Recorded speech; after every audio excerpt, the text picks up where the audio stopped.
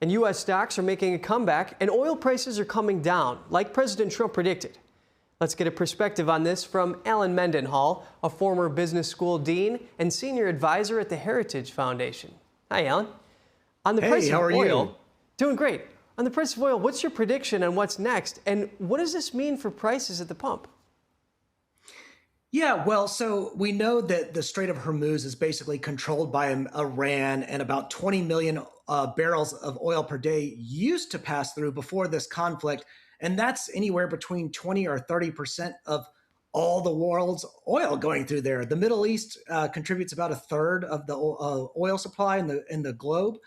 And Saudi Arabia and Iraq are over half of the exporters that go through that strait. So Iran controls access for a much larger array of players than just, the United States and Iran. There are a lot of ships going through there. Iran has the third largest oil reserves in the world, between 208 and 209 billion barrels. That's anywhere between 11 and 12%. So when there's a conflict like this, in this particular region, of course, we're going to expect prices to go up. And, the national average now is roughly $3.40, somewhere between $3.40 and $3.50. And it was just under $3 before the conflict began. That's it's a pretty significant increase. But what I keep telling people is compare this to June 2022. When gas prices were over $5, inflation was at 9.1%.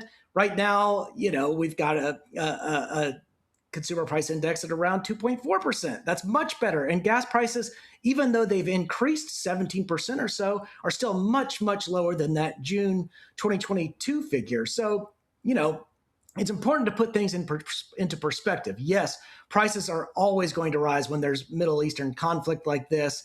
And what we really want to do is get more vessels going through, more tankers going through the Strait of Hormuz. I think the president has guaranteed some risk insurance for vessels that can make it through.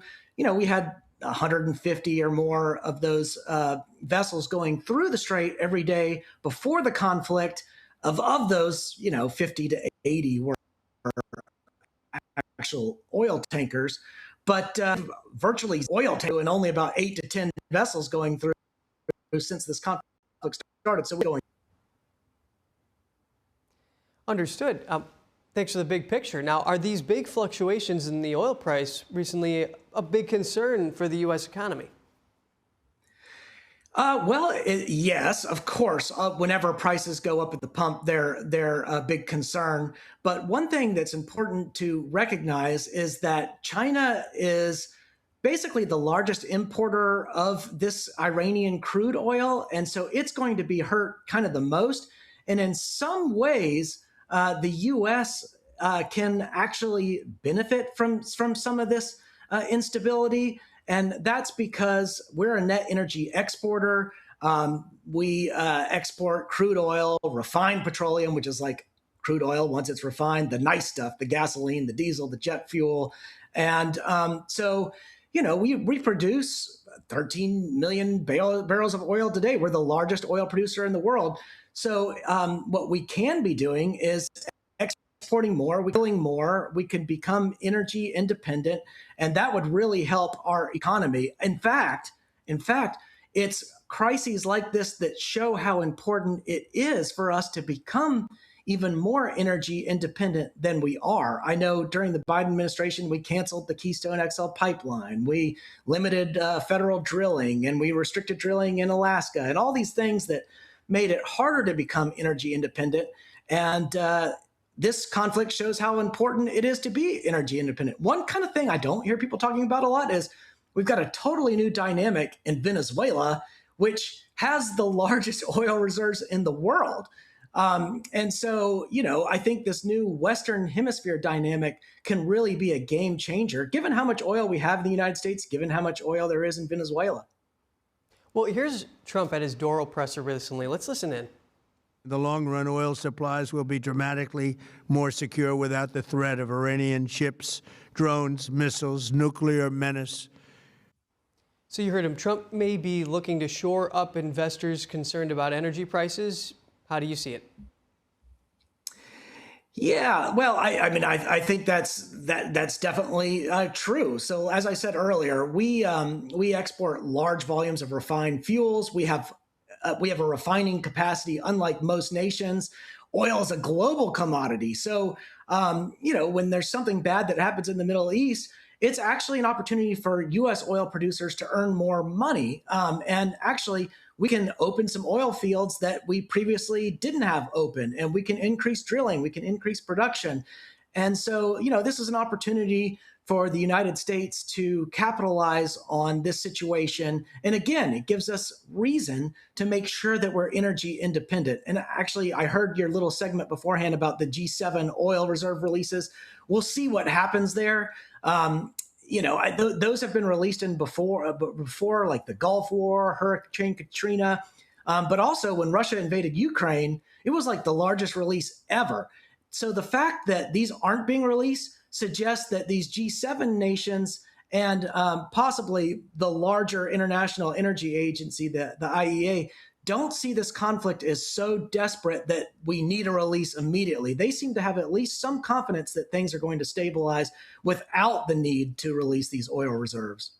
And as a tangent, you were talking about the opportunity for American producers to generate more oil. Would that mean that it's created in a more environmentally sound way, and even that the U.S. government could make more taxes on that oil as opposed to just importing it all from the Middle East or so forth?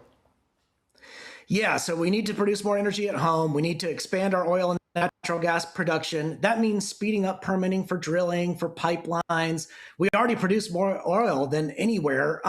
But yeah, so when you're talking about clean, nuclear is actually a pretty clean thing. So we need to expand nuclear power. That doesn't mean we need to do it to the exclusion of solar and wind and all these things. We don't need to be subsidizing that stuff with taxpayer money. But yeah, we can rely on those alternative forms of energy so that we diversify our energy. Just like when you diversify your portfolio in stocks, that's a good thing. It mitigates risk. And so we can do that same thing. Like I said, we're a net energy exporter. When global oil prices rise, our American producers can and should benefit from that.